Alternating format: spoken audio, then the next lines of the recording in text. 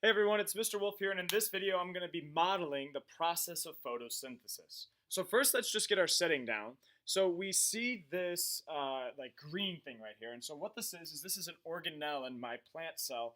It's going to be called a chloroplast. Okay, so if I could kind of look around here, all right, I kind of drew the edges of what would be the cell wall in black right here.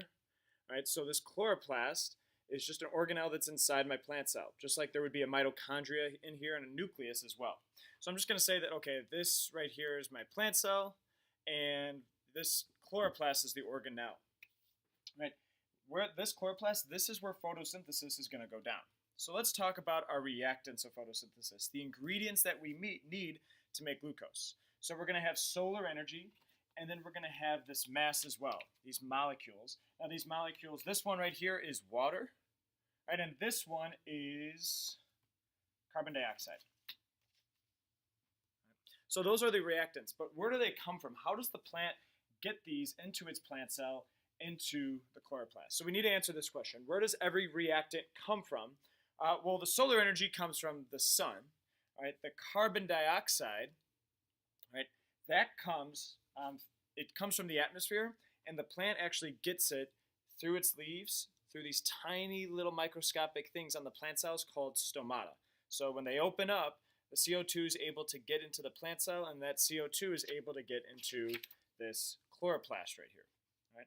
The water comes from the water in the soil, and then the trees absorb, or the plant will absorb that through its roots, and then that water will eventually make its way up to the leaves, into the plant cell, and into the chloroplast. All right, so those are my ingredients. Okay?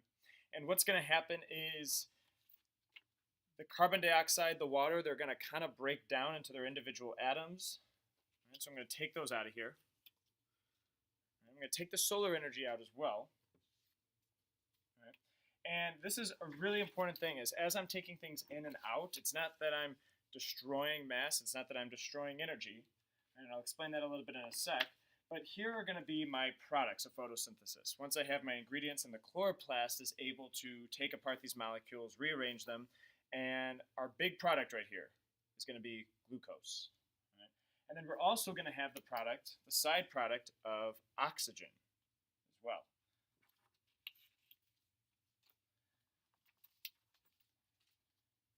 Right.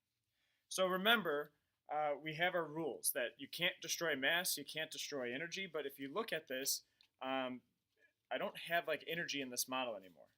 Right? Because before I had solar energy, I took that out. Well, what happened is when these molecules, the reactants, those molecules broke, their atoms rearranged, they made glucose. Well, we have chemical energy stored within the bonds between my CC and my CHs. So that solar energy is there, it's just now in the form of chemical energy. Right?